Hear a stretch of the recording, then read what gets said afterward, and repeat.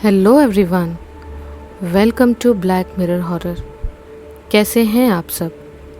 I hope आप सब ठीक होंगे। आज मैं आप सभी के लिए भूतिया स्कूल्स की कुछ कहानियाँ लेकर आई हूँ और उम्मीद करती हूँ कि आपको ये कहानियाँ पसंद आएगी। कहानियाँ पसंद आए तो इस वीडियो को लाइक और चैनल को सब्सक्राइब ज़रूर कीजिएगा और साथ ही बेल आइकन को प्रेस करना ना भूलें, जिससे आपको मेरी लेटेस्ट वीडियोस की अपलोड्स की नोटिफिकेशंस मिलती रहेगी। तो चलिए अब शुरू करते हैं हमारी आज की कहानियाँ।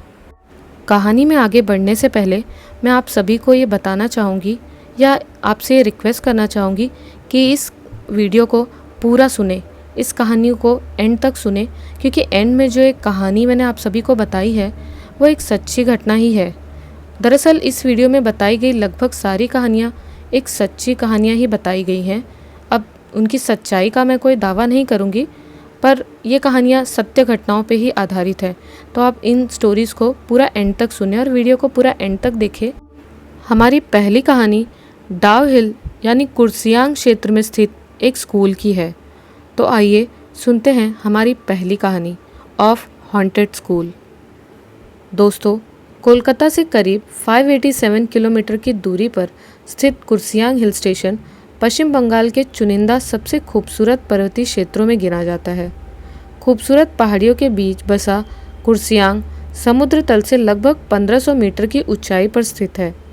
इस शानदार हिल स्टेशन को अंग्रेज़ों द्वारा बसाया गया था। कुर्सियांग के आसपास कई खूबसूरत पहाड़ी मौजूद हैं, जिनमें से एक है डॉ हिल्स, जो कि अपनी प्राकृतिक खूबसूरती के मामले में काफ़ी ज़्यादा प्रसिद्ध माना जाता है। लेकिन अपनी कुदरती सुंदरता के अलावा ये पहाड़ी अपने हॉन्टेड एक्सपीरियंसेस के लिए भी काफ़ी कुख्यात है। शायद बहुत कम लोग इस तथ्य से वाकिफ़ होंगे कि यहाँ कई ऐसी जगह मौजूद हैं जहाँ पैरानॉर्मल एक्टिविटीज़ और नेगेटिव एनर्जी यानी कि अलौकिक शक्तियों का सामना किया गया है।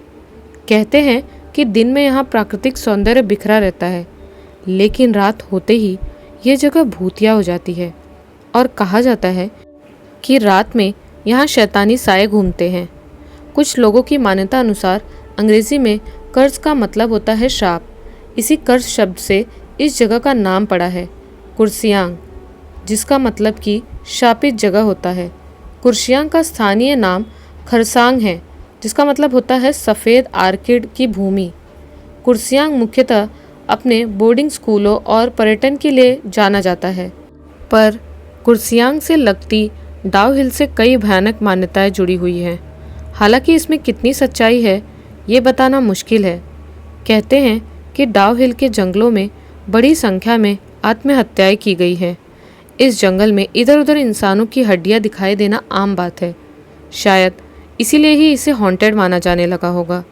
यहाँ के स्थानीय लोगों के अनुसार दिसंबर से मार्च तक की छुट्टियों के दौरान उन्हें विक्टोरिया बॉयज़ स्कूल में पैरों की आहट, बच्चों के रोने की और चिल्लाने की आवाज़ सुनाई देती है। कुछ की मान्यता अनुसार एक लकड़हारे ने रात में एक युवा लड़के की सरकटी लाश को जंगलों में घूमते हुए देखा था, जो कि कुछ दूर जाकर पेड़ों में गायब हो गई थी। स्थानीय लोगों के अनुसार रात के समय डाव हिल के जंगलों में जाना मौत को निमंत्रण देना है। डाव हिल के अलावा यहाँ के कुछ और भी स्थान हैं जो कि हॉन्टेड माने जाते हैं। दार्जिलिंग से करीब 30 किलोमीटर की दूरी पर स्थित है भारत का सबसे हॉन्टेड हिल स्टेशन डाव हिल। इस पहाड़ी से कई डरावने किस्से कहानियाँ जुड़ी हुई हैं। अक्सर यहाँ दार्जिलिंग घूमने आए सैलानी भ्रमण के लिए आते हैं, लेकिन बहुतों को इस पहाड़ी के अन्य पहलुओं के बारे में नहीं पता होता है। अपने आर्किड और चाय के बागानों और पहाड़ी सुंदरता के अलावा कुर्सियांग मौत की सड़क, सरकटे भूत, हॉन्टेड स्कूल और अनगिनत सच्ची भूत प्रेतों की कहानियों का घर भी माना जाता है। अपनी पहाड़ी सुंदरता के लिए प्रसिद्ध डाव हिल्स अपने डरावने अनुभवों के लिए हमेशा चर्चा में रहता है। यहाँ एक पहाड़ी सड़क है जिसे मौत की सड़क का नाम दिया गया है। ये सड़क डाव हिल और फॉरेस्ट ऑफिस के बीच से बताई जाती है। यहाँ अक्सर गांव के लकड़हारे लकड़ी काटने के लिए जंगल में आते हैं, जहाँ से ये सड़क होकर गुजरती है। स्थानीय लोगों का मानना है कि यहाँ उन्होंने किसी सर कटे लड़के के शरीर को चलते और भागते देखा है। इस सर कटे भूत के नाम कई डरावने स्थानीय किस्से जुड़ चुके हैं, जिनमें से एक कहानी है विक्टोरिया बॉयज़ स्कूल की। एक बार एक 10th स्टैंडर्ड का लड़का स्कूल की लाइब्रेरी से बाहर जा रहा था। तब उसके पीछे से किसी के कदमों की आहट सुनाई दी। यह आवाज़ सुनकर जब वो लड़का पीछे पलटा तब वहाँ सामने उसे एक काले कपड़े में एक लड़का छुपता दिखाई दिया। उसे लगा कि उसके फ्रेंड्स उसके साथ मजाक कर रहे होंगे। ये सोचकर जब वो लड़का उस काले कपड़े वाले शख्स की ओर पहुंचा तब उसने देखा कि वो काले कपड़े वाला लड़का जंगल की तरफ भाग गया। इस पर उस लड़के ने जंगल तक उसका पीछा किया। अब तक शाम हो चुकी थी और वो लड़का उस डरावने जंगल में यहाँ वहाँ भटक रहा था कि तभी पीछे से किसी ने उसके कंधे पर अपना हाथ रखा। इससे वो लड़का घबरा कर जब पीछे मुड़ा तब उसके सामने एक लकड़हारा खड़ा था जिसने उसे रात में जंगल में ना भटकने की हिदायत दी और उसे वापस लौटने को कहा। जब वो लड़का वापस अपने स्कूल की ओर बढ़ रहा था तब उसे सामने वही एक काले कपड़े वाला शख्स दिखाई दिया। इस बार वो लड़का उसकी इन हरकतों से काफ़ी गुस्से में आ गया था, तो इस बार उसने बिना कुछ सोचे समझे अपना बैग उसके सिर पर फेंक मारा। इससे उस लड़के को खरोच तक ना आई और वो लड़का उसकी ओर तेज़ी से बढ़ा और जब वो काले कपड़े वाला लड़का उसके करीब आया तो उस लड़के के पसीने छूट गए क्योंकि इस काले कपड़े वाले के शरीर पर सिर तो था ही नहीं। ये देख वो लड़का गिरते पड़ते अपने स्कूल की ओर भागा और जब वो स्कूल के गेट के सामने पहुंचा तब पीछे से उसे किसी ने उसके नाम से पुकारने की डरावनी आवाज़ सुनाई दी। इसके बाद स्कूल के सिक्योरिटी गार्ड को वो लड़का बेहोशी की हालत में गेट के पास पड़ा हुआ मिला। वो लड़का तो उस वक्त बच गया पर उसके बाद भी कई लोगों को ऐसे भयावह घटनाओं से गुजरना पड़ा। स्थानीय लोग बताते हैं कि ये सरकटा भूत अचानक से किसी का भी पीछा करने लगता है। लोगों ने कई डरावनी रातों का जिक्र अपनी आपबीती के द्वारा बयां किया है। लोगों ने यहाँ तक बताया है कि वहाँ उस सड़क पर एक बुरी शक्ति अपनी लाल आंखों से लोगों को घूरती है। इसके अलावा लोगों ने उस जगह पर कई और आत्माओं के होने का भी जिक्र किया है। बताया जाता है कि कई स्थानीय लोगों द्वारा वहाँ की सड़कों पर एक महिला को देखा गया है जो शाम के इसी वीरान सड़कों या जंगलों में लोगों को दिखाई देती है। डाव हिल्स के जंगल वाकई में लोगों को काफ़ी डरावना एहसास कराते हैं। लोगों का मानना है कि इन जंगलों की हवा ही शैतानी है।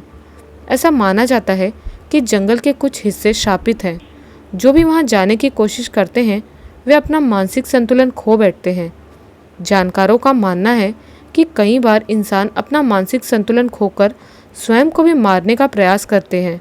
इसीलिए अक्सर पर्यटकों को स्थानीय लोग घने जंगलों में अंदर जाने से मना करते हैं।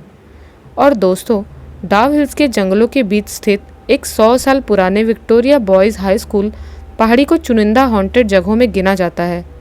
जानकारों का ये भी मानना है कि इस स्थान के आसपास कई अननेचुरल मौतें हुई हैं जिसकी बुरी शक्तियों का प्रभाव इस स्कूल पर भी पड़ रहा है।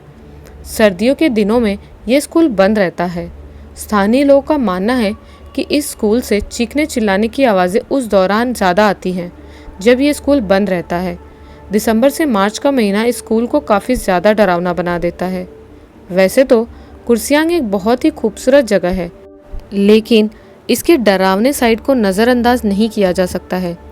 कुर्सियांग कोलकाता से 587 और दार्जिलिंग से 30 किलोमीटर की दूरी पर स्थित है। आप यहाँ तीनों मार्गों से पहुँच सकते हैं। यहाँ का नज़दीकी हवाई अड्डा बागडोगरा एयरपोर्ट है।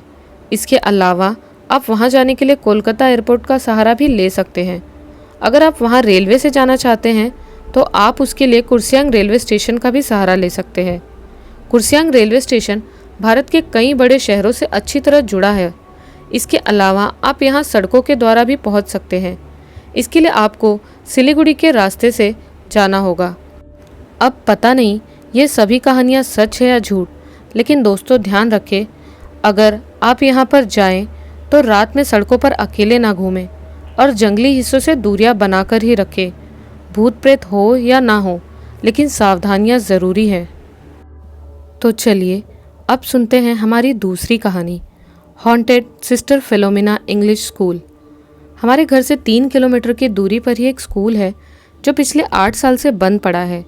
वो स्कूल जब बन रहा था तब एक खौफनाक हादसा हुआ था जिस वजह से वहाँ किसी अदृश्य आत्मा का वास है। ऐसा कहा जाता है वहाँ दिन में भी जाते हुए हिम्मत नहीं जुटा पाता कोई। रात की तो बात ही बड़ी खौफनाक है। वहाँ कोई वॉचमैन भी नहीं टिक पाता। वहाँ बल्ब, ट्यूबलाइट रात 12 बजते ही अपने आप बंद होते या फूट जाते हैं। वजह एक औरत की शक्तिशाली आत्मा है जो स्कूल की 3 मंजिला बिल्डिंग में रोज रात को घूमती है। बात 10 साल पुरानी है, जब उस सिस्टर फेलोमिना स्कूल की बिल्डिंग बन रही थी। वहाँ काम करने वाले 25 मजदूर जो दूसरे शहर से मंगवाए गए थे बिल्डिंग निर्माण के लिए, वो सब उसी निर्माणाधीन इमारत में रहते थे, जिनमें 8 औरतें भी थी। जो स्कूल बिल्डिंग निर्माण का कॉन्ट्रैक्टर था वो बहुत जल्लाद किस्म का था। मजदूरों से दिन भर कड़ी मेहनत लेता और कोई कुछ कहे तो उसकी पिटाई कर देता। खूंखार किस्म का इंसान था। सबकी दिहाड़ी में से अपना कमीशन भी रोज लेता और खूब शराब पीता। इतना ही नहीं, वो गरीब मजदूरों की औरतों के साथ गलत भी करता था और डरा धमकाकर किसी को भी आवाज़ उठाने का मौका भी नहीं देता था।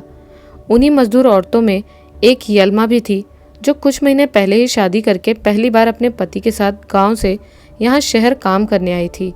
बहुत दिनों से उस वैश्य कॉन्ट्रैक्टर की नज़र उस पर थी, लेकिन यल्मा के पति की वजह से उसे मौका नहीं मिल रहा था। बिल्डिंग के 3 मंजिल बन चुके थे, बस आखिरी फिनिशिंग बाकी थी, मतलब कुछ ही दिनों का काम बाकी था। एक रात वो दरिंदा रात 2 बजे शराब पीकर आया। सब मजदूर दिन भर मजदूरी करके थके हारे गहरी नींद में सो रहे थे। यल्मा भी अपने पति के साथ पहली मंजिल के फर्श पर गाफिल सो रही थी। उस शराब के नशे में धुत कॉन्ट्रैक्टर ने सोती हुई यल्मा को गोद में उठाया और तीसरी मंजिल के छत पर ले गया। यल्मा की नींद टूट गई। इससे पहले कि वो शोर मचाकर किसी को मदद के लिए बुलाती, उस शैतान ने मजबूती से यल्मा के मुंह में कपड़ा ठूसकर ऊपर रुमाल बांध दिया और यल्मा के साथ कुकर्म करने लगा। जब उसका वहशीपन खत्म हुआ तो उसने यल्मा को उठाया और उसके मुंह से ठूसा हुआ कपड़ा और रुमाल हटा दिया और उसके मुंह को हाथ से भींचते हुए और कोई बदनामी ना हो जाए इस डर से रोती बिलखती यल्मा को तीसरी मंजिल के छत से नीचे फेंक दिया। तीसरी मंजिल से फेंकी गई यल्मा नीचे पड़े पत्थरों पर पटकी गई और उसका सिर फूट गया। वो कुछ सेकंड्स में ही खून में लथपथ आखिरी हिचकी लेते हुए मर गई। रात के 2:30 बजे कुछ गिरने की जोरदार आवाज़ से सब मजदूरों की नींद टूट गई।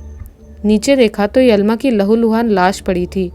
तब तक वो दरिंदा दूसरे मंजिल पर जो उसका पलंग लगा था वहाँ चुपचाप जाकर सो गया, जैसे उसे कुछ मालूम ही नहीं हो। सब मजदूर दौड़ते हुए नीचे भागे। यल्मा का पति समझ ही नहीं पा रहा था कि आखिर यल्मा ने ऐसा क्यों किया। सब लोग काफ़ी घबराए हुए उस कॉन्ट्रैक्टर के पास जाकर उसे जगाए और यल्मा की मौत की खबर दी। यल्मा का पति फूट फूट कर रो रहा था। उस ढोंगी कॉन्ट्रैक्टर ने दुख जताते हुए यल्मा के पति को यल्मा की लाश का क्रियाकर्म करने के पैसे देते हुए कहा, भाइयों देखो, जो होना था वो हो गया। अब हमें हिम्मत और होशियारी से काम लेना होगा। अगर किसी ने पुलिस को कुछ भी वैसा बयान दिया तो हम सब बेमतलब ही फंस जाएंगे। मैं तो कुछ रुपए दबाकर बाहर हो जाऊंगा और दूसरे मजदूरों को बुलाकर यहाँ काम पूरा करवा लूँगा, लेकिन तुम सब बुरे फंसोगे। एक तो सबके कामकाज बंद हो जाएंगे, दूसरे पुलिस को चाय पानी देने के पैसे कहाँ से लाओगे। इसीलिए हम सब लोग पुलिस से बस यही कहेंगे कि यल्मा की दिमागी हालत ठीक नहीं थी, इसलिए शायद उसने ऐसा किया। सब मजदूर उसकी बातों और दबाव से डरे हुए थे। पुलिस आई, शिनाख्त हुई, सब ने वही कहा जैसा उस कॉन्ट्रैक्टर ने कहा था। पुलिस को जब कोई संदिग्ध हालत और कोई कत्ल वाली बात नहीं लगी। यल्मा शादीशुदा थी, पति के साथ थी, इसलिए पोस्टमार्टम रिपोर्ट से भी कोई सुराग नहीं मिल पाया।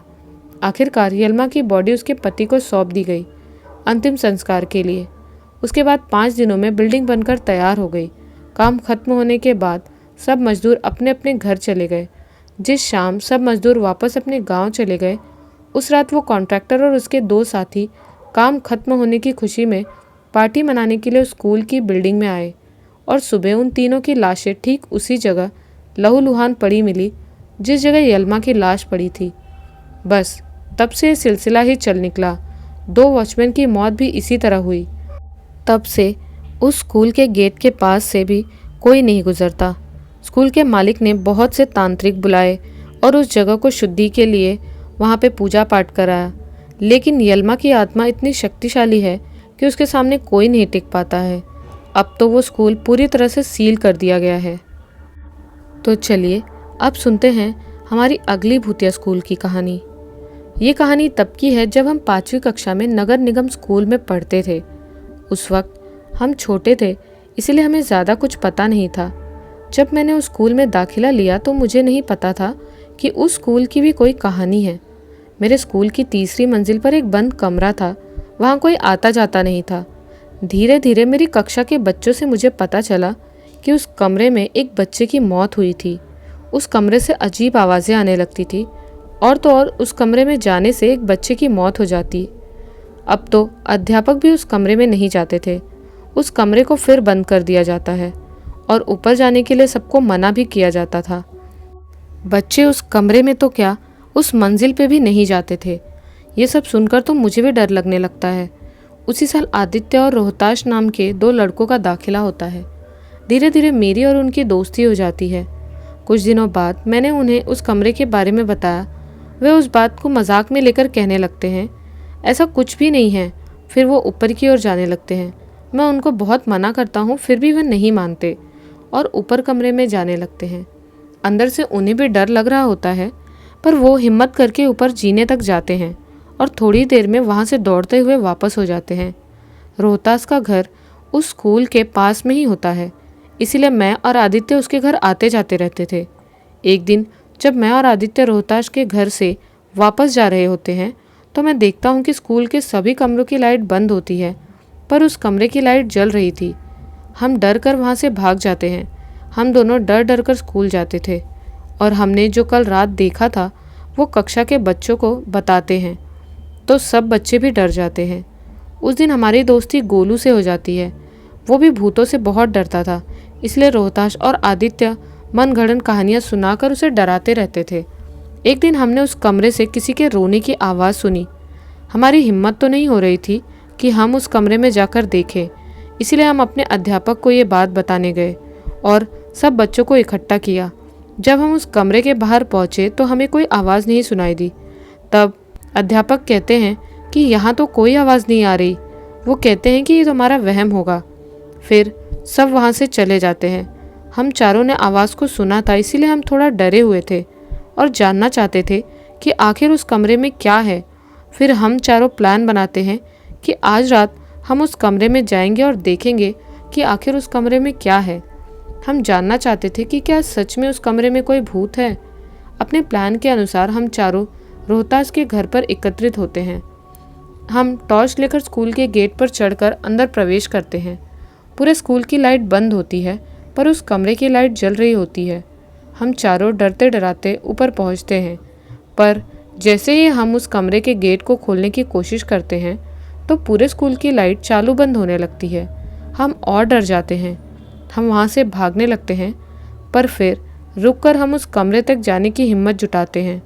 जब हम दोबारा ऐसा करते हैं तो फिर से वहाँ की लाइट चालू बंद होने लगती है। फिर अचानक उस कमरे का दरवाज़ा खुल जाता है और हम चारों उसके अंदर जाते हैं। हम अंदर जाकर देखते हैं कि उस कमरे में सब टूटी बेंच पड़ी हुई थी। वहाँ उस कमरे की लाइट बंद हो चुकी थी, इसीलिए हम अपनी टॉर्च जलाते हैं।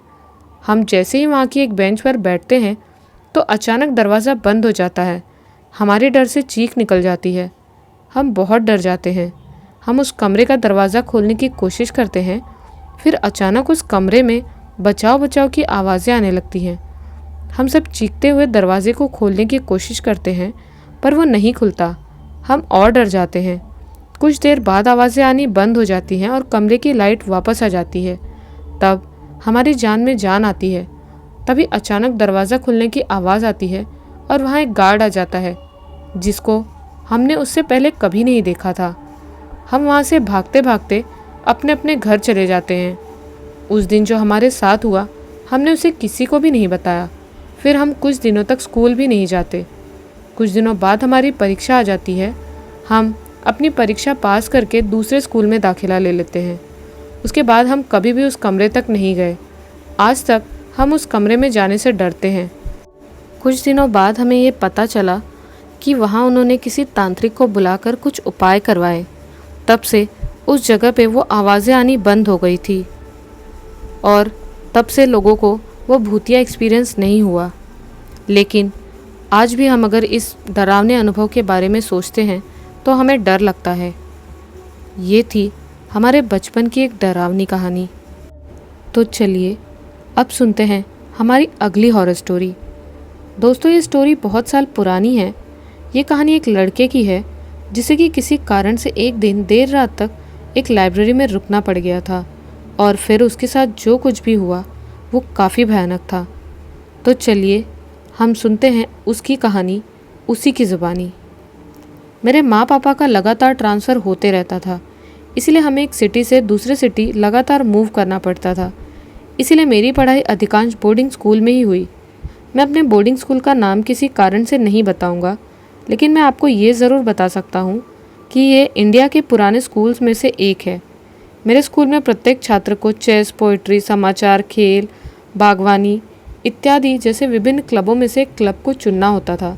इसीलिए मैंने पोइट्री राइटिंग चुना और सभी पोइट्री क्लब के मेंबर्स के लिए एक अलग से लाइब्रेरी थी और उस लाइब्रेरी के स्टाफ क्लब के ही मेंबर्स थे। लाइब्रेरी 2 स्टोरी का था और काफ़ी बड़ा, प्रत्येक सब्जेक्ट की किताबें और बीच में चारों ओर बुक शेल्फ से घिरा एक रीडिंग एरिया था। मेरी स्टोरी यहीं से शुरू होती है। जैसा कि मैंने आपको बताया कि ये स्कूल बहुत ही पुराना था और जैसा कि आप जानते ही कि जब कोई स्कूल बहुत पुराना हो तो वहाँ कहानियाँ भी बहुत अधिक होती हैं।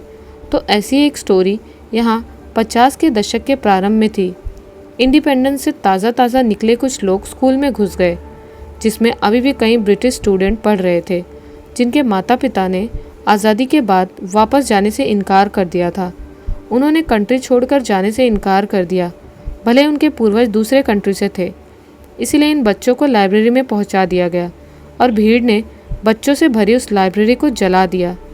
लाइब्रेरी को रीबिल्ड किया गया था और सालों से ये छोटी लाइब्रेरी अच्छी देखरेख के कारण बड़ी लाइब्रेरी में तब्दील हो गई। तो एक रात लाइब्रेरियन की बेटी को फ्लू हो गया था और उस दिन लाइब्रेरियन को कुछ बुक्स को उसके सही प्लेस पर रखना था।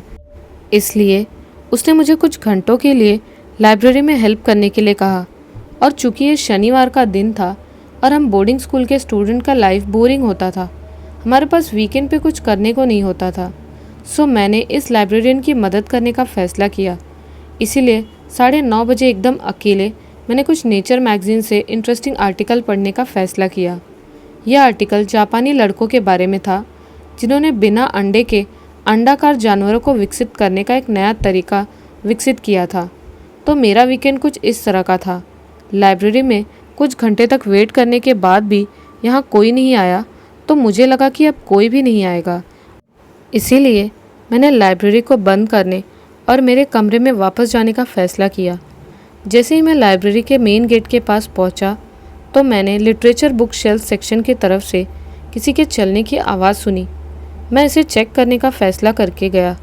पहले मैंने आवाज़ लगाई लेकिन कोई आंसर नहीं आया और ये श्योर करने के लिए कि अंदर कोई है तो नहीं, मैं अंदर गया क्योंकि लाइब्रेरी का इस सेक्शन में लाइटिंग उतनी अच्छी नहीं थी और अभी रात का मध्य था। इसलिए मैंने लाइब्रेरियन का टॉर्च ले लिया और वहाँ देखने चला गया। पहले 2 रो में कोई भी नहीं था, इसीलिए मैं 3rd रो में चला गया। मैं पहले से ही इसे खाली होने की उम्मीद कर रहा था, लेकिन ये श्योर करने के लिए कि मैंने इसे चेकआउट किया है, तभी मैंने वहाँ एक न्यू लड़का देखा। हाइट में मुझसे थोड़ा छोटा था। वो मेरे क्लब के रंग का टी शर्ट पहने हुए था और रियलिटी में मैंने उसे अपने क्लब में कभी नहीं देखा। क्लब के सभी सदस्य एक ही हॉस्टल में रहते हैं, शायद न्यू स्टूडेंट होगा। इसीलिए मैंने उससे पूछा कि क्या तुम खो गए हो और अगर तुम चाहोगे तो तुम्हें हॉस्टल तक वापस ले जाऊंगा। उसने कोई आंसर नहीं दिया, बस मुझे घूरता रहा। किसी कारण से वो मुझसे डरा हुआ था, यहाँ तक कि उसका चेहरा पेल हो गया था, या ये उसका कलर कॉम्प्लेक्शन था, लेकिन मैं ये कह सकता था कि वो डर गया था। मैंने आगे बढ़ने की कोशिश की, लेकिन अचानक ये फील किया कि मैंने रियलिटी में उस जर्सी को कहीं देखा था। मैं उसको नॉर्मल करने के लिए उसका नाम पूछने लगा। उसने इसका भी आंसर नहीं दिया। मैंने उसे अपने साथ हॉस्टल वापस चलने को कहा, लेकिन वो सिर्फ मुझे देख रहा था और आखिर में जब मैं उससे सिर्फ 1 फीट की दूरी पर था तो उसने ज़ोर से चिल्लाया। उसे चिल्लाते हुए एक झटके में मेरी नज़र उसके फेस में गई। मैंने टॉर्च की लाइट को उसके फेस की तरफ किया। मैंने देखा कि उसका मुंह से जीभ गायब था। अब ये मेरे डरने की बारी थी। मैंने तुरंत यू टर्न लिया और चुपचाप वहाँ से जाने लगा, मुड़कर पीछे भी नहीं देखा। मैं जो भी अभी देखा था उस पर मैं कंफ्यूज था, लेकिन मैं अभी भी मेरे पीछे उसके चलने की आवाज़ को सुन सकता था। ऐसा लग रहा था कि जैसे वो मुझे फॉलो कर रहा हो। जैसे ही मैं लाइब्रेरी से बाहर निकला, मुझ में लाइब्रेरी के गेट को लॉक करने का साहस नहीं था। मैं अपने हॉस्टल की तरफ वापस भाग गया और जल्दी से अपने ब्लैंकेट के अंदर घुस गया। ये विंटर सीज़न थी और आम दिनों जैसी ठंड लगने के बजाय मुझे स्वेटिंग हो रही थी। मैं उस पूरे नाइट सो नहीं सका। अगले दिन मैं लाइब्रेरियन के पास गया और उसे लास्ट नाइट हुए सभी इंसिडेंट के बारे में बताया और वियर्डली उन्हें इस बात का कोई भी प्रभाव नहीं पड़ा और उन्होंने मुझे लाइब्रेरी ओपन छोड़कर जाने के लिए नहीं डांटा। फाइनली जब मैं घर वापस जा रहा था तो मुझे याद आया मैंने उस जर्सी को मेमोरियल में देखा था जो उस दुर्भाग्यपूर्ण दिन को मरने वाले बच्चों की मेमोरी में बनाई गई थी। ये यादें आज भी मुझे डिस्टर्ब करती हैं। तो चलिए अब सुनते हैं हमारी आज की आखिरी कहानी, स्कूल में कैद आत्मा। इस कहानी में लिखी हुई एक एक बात सच है। ये पूरी कहानी ही सत्य घटना पर आधारित है। उस लड़की का पिछले साल ही इस स्कूल में एडमिशन हुआ था। हालांकि स्कूल में 2 बच्चों की मौत के बाद उनका साया अब भी वहीं मौजूद है और इसी कारण हर मंगलवार को प्रार्थना के तुरंत बाद क्लासेस शुरू होने की जगह हनुमान चालीसा और बजरंग बाण का पाठ किया जाता है और साथ ही कुछ भजन भी गाए जाते हैं ताकि उन दोनों बच्चों की आत्माएं स्कूल में किसी के साथ कुछ बुरा न करे। ये अफवाह सुनने के बावजूद उस लड़की ने उसी स्कूल में एडमिशन लिया था। पर उस स्कूल में एडमिशन लेने के बाद मंगलवार को प्रार्थना के बाद क्लासेस शुरू होने की जगह हनुमान चालीसा, बजरंग बाण और भजन गाए जाने को लेकर लड़की हक्की बक्की रह गई। उसे अपनी आंखों पर यकीन ही नहीं हो रहा था कि ये बात बिल्कुल सच है। इसलिए एडमिशन के बाद पहले मंगलवार को जब दूसरे पीरियड में क्लास शुरू हुई तो वो अपनी क्लास की कुछ लड़कियों से बहुत ही धीमे स्वर में पूछी कि क्या यहाँ सच में भूत है। जो फर्स्ट पीरियड कैंसिल करके हनुमान चालीसा और वो सब गाया गया और सीधा सेकेंड पीरियड से क्लास शुरू हुआ। उसकी बातें सुनकर वो लड़कियाँ पहले तो ज़ोर से हंस पड़ी, फिर उसके कंधे पर धीरे से हाथ मारकर उसी की ओर देखकर मुस्कुराते हुए बोली, पागल, ऐसा मत सोच, यहाँ भूत वूत कुछ नहीं है। ये सब हर मंगलवार को ऐसे ही कराया जाता है। हम 3 सालों से इसी स्कूल में हैं। हमने तो आज तक कोई भूत न देखा। हाँ, हर साल बच्चे ज़रूर मरते हैं यहाँ, पर बच्चों का मरना तो सामान्य सी बात है। ऐसा तो किसी भी स्कूल में हो सकता है। उन लड़कियों के ऐसे जवाब से उस लड़की को आधी तसल्ली तो मिल गई, पर आधा डर अब भी उसके अंदर बाकी था, क्योंकि बच्चों के मरने की बात उसने अपने दिमाग में बिठा ली थी। कुछ दिनों के अंदर स्कूल के अच्छे वातावरण में रहकर वो लड़की सब भूलकर मस्त रहने लगी। पर अगले साल जब वो एक दिन स्कूल आई तो प्रार्थना के बाद क्लासेस शुरू होने की जगह मंच पर माइक लेकर उनके प्रधानाचार्य जी उदासी भरे स्वर में सबको एक बुरी खबर दिए कि उन्हीं के स्कूल का एक बच्चा कई दिनों से तेज़ बुखार होने के कारण हॉस्पिटल में एडमिट था और आज सुबह हॉस्पिटल में ही उसकी मौत हो गई। ये न्यूज़ अभी अभी उसके पेरेंट्स ने स्कूल वालों को बताई है। इसलिए सारे बच्चे पहले तो अपनी आंखें बंद करके 2 मिनट का मौन व्रत करके उस बच्चे की आत्मा की शांति के लिए प्रार्थना करें, फिर क्लास से अपना बैग लेकर अपने अपने घर चले जाएं। आज उनकी कोई पढ़ाई नहीं होगी। सब बच्चों को छुट्टी दे दी गई है। इस छुट्टी से जहाँ कई बच्चे खुशी से उछलते हुए घर जा रहे थे, तो वहीं कई बच्चे ये सोचकर बहुत डरे हुए थे कि आज जिस बच्चे की मौत हुई है उसे इसी स्कूल के ही उन दोनों बच्चों की आत्माओं ने तो नहीं मारा। यही बात सोचकर वो लड़की भी डरी हुई थी, पर उसकी हालत दूसरे बच्चों जितनी खराब नहीं थी। उसे ये बात सिर्फ आधी ही सच लग रही थी, इसीलिए वो अब तक पूरी तरह ठीक थी। पर उसके अगले दिन से यही सिलसिला डेली चलने लगा। डेली बच्चे स्कूल आते और उसी स्कूल के किसी बच्चे की मौत की खबर सुनकर क्लास शुरू करने से पहले ही उनकी छुट्टी कर दी जाती। पहले दिन तो उस लड़की को कोई फ़र्क नहीं पड़ा था। दूसरे दिन भी उसे थोड़ा सामान्य ही लगा, पर जब तीसरे दिन भी यही हुआ तो वो तीसरे दिन अपने घर जाते ही अपने माता पिता से कहने लगी कि इस स्कूल में सच में उन दोनों बच्चों की आत्माएं कैद हैं और वो डेली एक बच्चे को मार देते हैं, इसीलिए वो कल से स्कूल नहीं जाएगी। पर उसके माता पिता ने उसे प्यार से समझाया कि बेटा, ये बीमारियों का मौसम है। ऐसे में किसी भी बच्चे की मौत उसके घर या अस्पताल में होना स्वाभाविक सी बात है। उन बच्चों को सामान्य मृत्यु मिली है, न कि किसी भूत ने उन्हें मार दिया है। कोई भी बच्चा स्कूल में थोड़ी मरा है जो तुम इतना डर रही हो। स्कूल तो तुम्हें जाना ही पड़ेगा बेटा, नो बहाना। उसके माता पिता उस लड़की को बड़े प्यार से समझाए, पर वो भी उनसे तर्क वितर्क करने लगी कि अगर जो उन बच्चों की मौत बीमारी के कारण हुई है, तो आसपास के और स्कूलों के बच्चे बीमारी से क्यों नहीं मर रहे, सिर्फ मेरे स्कूल के बच्चे क्यों मर रहे हैं, वो भी डेली डेली। वो लड़की अपनी बातें अपने माता पिता के समक्ष रखती गई, पर उसके माता पिता उसके सभी सवालों को भूतिया की जगह सामान्य ठहराकर जैसे तैसे अगले दिन भी उसे स्कूल भेज दिए। अब तो हर दिन उसी स्कूल के कई छात्रों को सुबह सुबह उनके माता पिता जैसे ही स्कूल जाने के लिए उठाते, तो बच्चे डर से कांपते हुए उनके सीने से लगकर स्कूल न जाने की विनती करते, पर फिर भी उनके माँ बाप जैसे तैसे उन्हें समझा बुझाकर स्कूल भेज ही देते। बच्चे भी जैसे तैसे स्कूल तक तो चले ही जाते थे, पर स्कूल के गेट पर आते ही स्कूल का खुला दरवाज़ा देखकर सुबह के 8 बजे होने, आसमान में सूरज के होने और आसपास लोगों की चहल पहल होने के बावजूद डर से बच्चों के पैर थरथराने लगते। बिना ठंड के ही शरीर बुरी तरह कपकपाने लगता। बच्चे स्कूल के भीतर कदम रखने के नाम से ही इस तरह सदमे में चले जाते जैसे मानो उनका खून ही जम गया हो, और स्कूल के बाहर खड़े खड़े वो सब वही मूर्ति में स्थापित हो गए हों। पर जैसे ही प्रार्थना की घंटी जोरों की आवाज़ बच्चों के कानों तक पहुंचती, तो लेट होने पर फाइन भरने के डर से बच्चे सदमे से बाहर आकर दौड़ते हुए स्कूल में प्रवेश कर जाते थे। जब 5वें दिन वो लड़की स्कूल आई, तो डर के मारे उसकी हालत बहुत ज़्यादा बुरी थी। उसने पिछले 4 दिनों का बिल्कुल सही से हिसाब लगाया, जिससे उसे लगा कि पहले दिन तीसरी के बच्चे की मौत हुई, दूसरे दिन चौथी के, तो आज 5वें दिन 7वीं कक्षा के बच्चे की मौत होगी। वो लड़की खुद भी उस समय 7वीं कक्षा में ही थी, इसीलिए डर के मारे उसकी हालत बहुत ख़राब थी। उस दिन प्रार्थना के बाद किसी भी बच्चे की मौत की खबर नहीं आई, और सब बच्चों की क्लासेस इतने दिनों बाद सही से शुरू हुई। उस लड़की के क्लास टीचर के ना आने के कारण उनका पहला पीरियड बिना अध्यापक के खाली ही था। जहाँ उस क्लास की सारी लड़कियाँ बुरी तरह डरी हुई काँप रही थी, तो वहीं बॉयज़ उन सबका मजाक उड़ाते हुए ज़ोरों से हंसे जा रहे थे, और साथ ही कक्षा में खूब सारा शोर भी मचा रहे थे।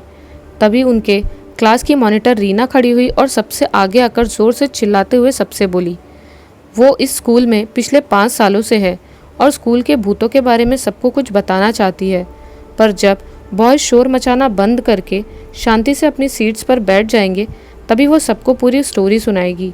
रीना की बात सुनकर जहाँ गर्ल्स और बुरी तरह डर गई, तो वहीं बॉयज़ में एक नया उत्साह जाग उठा। सारे बॉयज़ अपनी सीट्स पर सही से बैठकर रीना से स्टोरी स्टार्ट करने की रिक्वेस्ट करने लगे। डरी सहमी हुई बेचारी लड़कियां अपने दिल और दिमाग से लड़ रही थी। एक तरफ उनका दिल कह रहा था कि रीना की स्टोरी सुनने से उन्हीं का फ़ायदा है, शायद बाद में भूत से बचने के लिए काम आ जाए, तो वहीं दूसरी तरफ उनका दिमाग कह रहा था कि नहीं, रीना की स्टोरी मत सुन, नहीं तो डर के कारण हालत और भी बुरी हो जाएगी।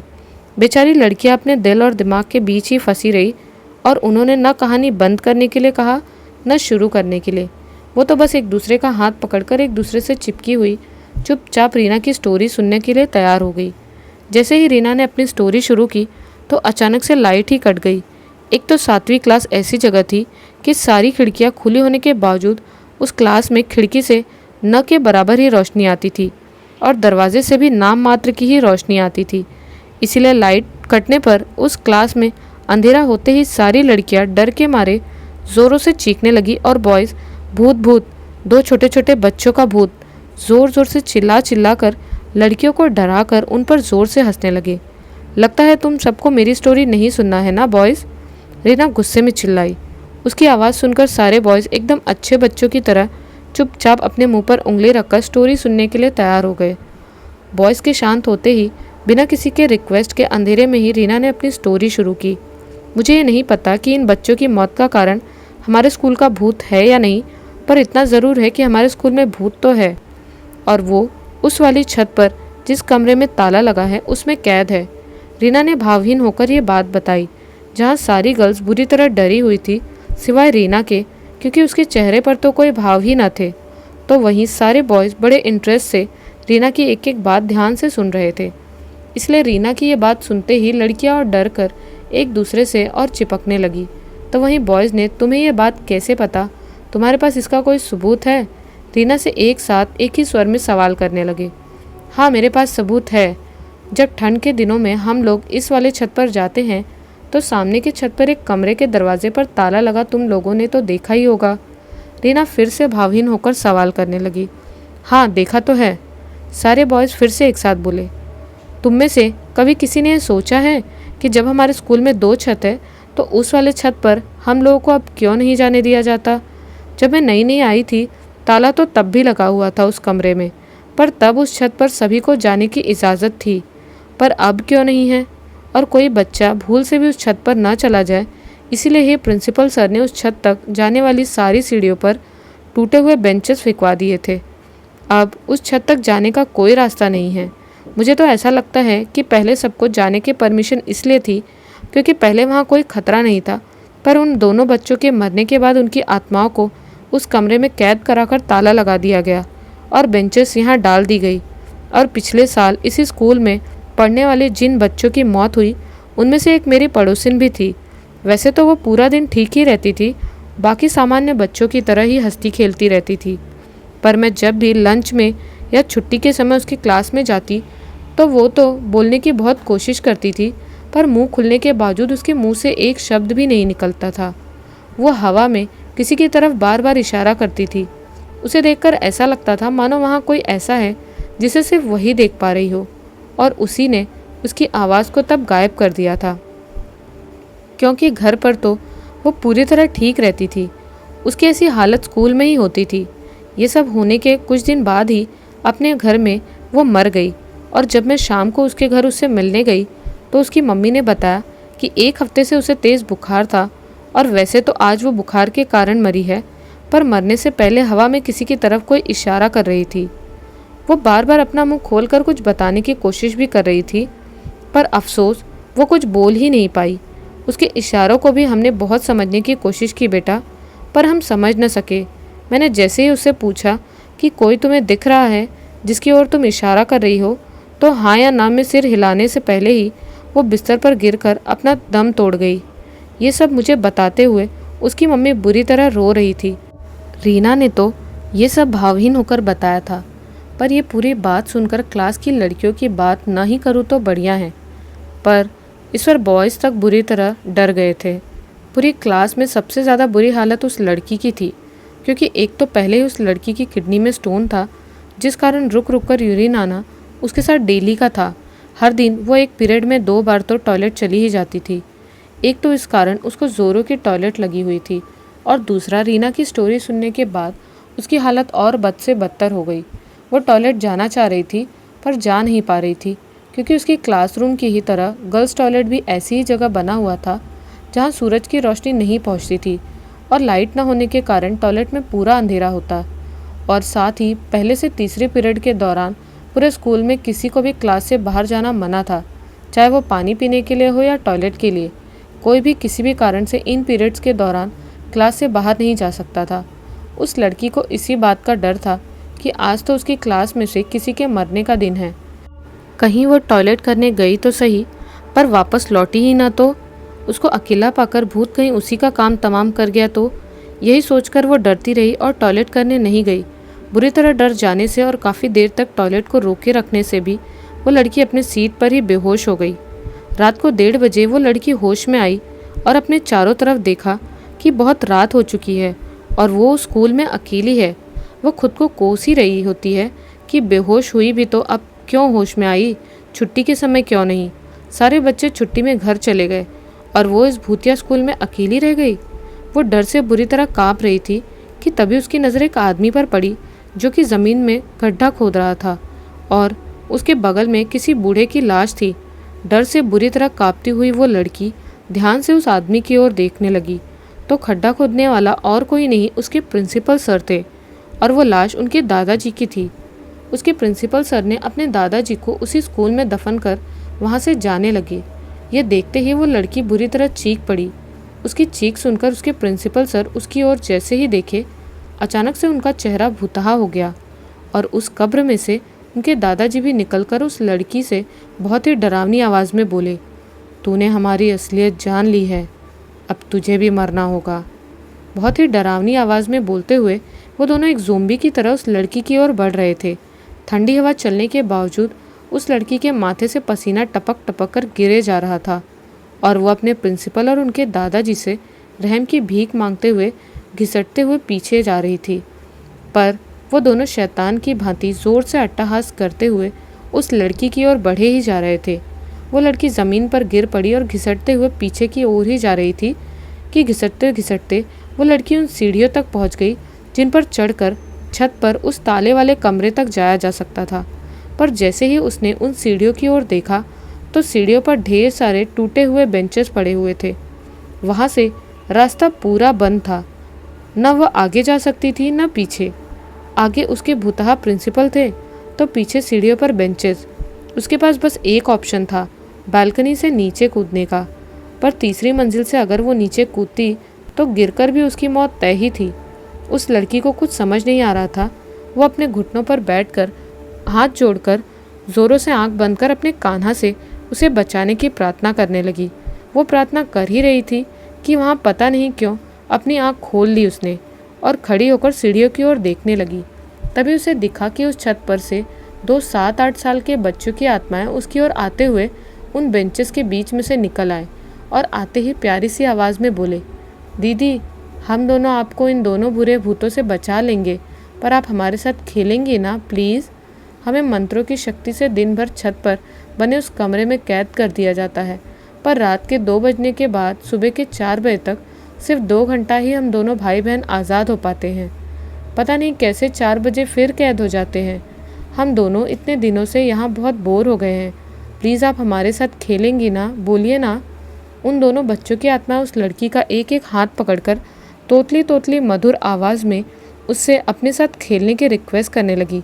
पर वो लड़की उन दोनों से अपना हाथ छुड़ाते हुए ज़ोर से नहीं चिल्लाते हुए तीसरी मंजिल की बालकनी से नीचे कूद गई। तभी उसकी माँ ने ज़ोरों से उसके कंधों को झंझोड़ते हुए उसे नींद से जगाया। उठने के साथ ही वो लड़की रोते हुए अपनी माँ के गले लग गई और उसने घड़ी में समय देखा तो 6 बज रहे थे और बाहर सूरज अभी तक डूबा ही नहीं था। इसीलिए अपने कमरे से उसे दिखा कि अब तक शाम हुई नहीं है। उस लड़की का चेहरा आंसू और पसीने से बुरी तरह भीग चुका था और वो अपनी माँ के सीने से ज़ोरों से चिपक कर बुरी तरह कांपती हुई रो रही थी। इसीलिए कहती हूँ ना बेटा कि शाम को नहीं सोना चाहिए। शाम को सोने से हमेशा बुरे सपने ही आते हैं। चल अब डरना बंद कर और चलकर शाम की आरती कर मेरे साथ। उसकी माँ उसकी पीठ सहलाते हुए उसे प्यार से समझाई। इससे उस लड़की को थोड़ा सुकून मिला तो उसे याद आया कि वो पहले पीरियड में ही बेहोश हो गई थी। तब तुरंत उसकी सहेलियों ने उसके चेहरे पर पानी मारकर उसे होश में लाया और फिर उसके साथ टॉयलेट करने भी गई थी। उन लोगों के टॉयलेट में जाते ही लाइट भी आ गई थी। पूरे दिन उनके स्कूल में कुछ अजीब नहीं हुआ और घर पहुंचकर खाना खाने और होमवर्क के तुरंत बाद वो सो गई थी और सपने में ही उसने खुद को रात के 1 बजे कैद पाया और बाकी सब भी उसका सपना ही था। अब वो लड़की सपने में नहीं हकीकत में है। ये सोचकर उसके होठों पर एक प्यारी सी मुस्कान आ गई और वह जाकर अपने मम्मी के साथ शाम की आरती की।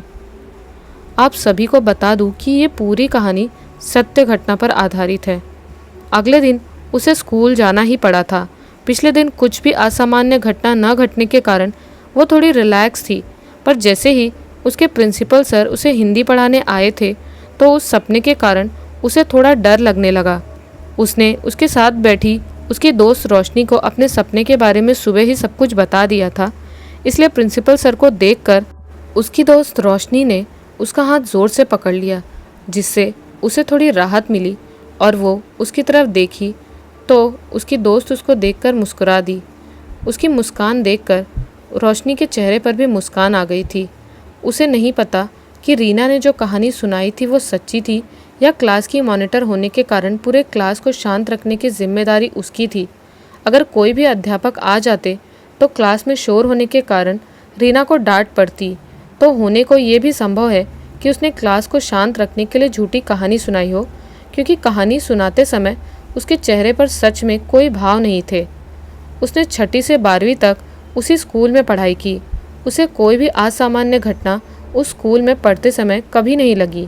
पर यह बात भी पूरी तरह सच है कि उसके स्कूल में 2 छत थी और दूसरी वाली पर किसी को जाने की अनुमति नहीं थी और सच में टूटे हुए बेंचों से छत पर जाने वाली सीढ़ियों को बंद कर दिया गया था। और जिस छत पर सर्दियों में वो सब जाते थे तो उस छत पे से दूसरे छत पे कमरे में लगा ताला साफ साफ दिख रहा था और हर मंगलवार को वह हनुमान चालीसा, बजरंग बाण और एक दो भजन गान हुआ ही करता था और हर साल बच्चे भी मरा ही करते थे, पर स्कूल में कभी कोई नहीं मरा था और न 7वीं से पहले और न 7वीं के बाद बच्चों की मौतों का सिलसिला हर दिन चला। तो ये थी उस स्कूल की सच्ची भूतिया कहानी। अब आप सब बताइए कि ये कहानी आपको कैसी लगी और आप लोगों के अनुसार उस स्कूल में सच में भूत है या नहीं। कैसी लगी आपको ये कहानियाँ हमें कमेंट्स में ज़रूर बताएं। मिलती हूँ एक नए वीडियो में कुछ नई और डरावनी कहानियों के साथ। तब तक के लिए बाय एंड टेक केयर।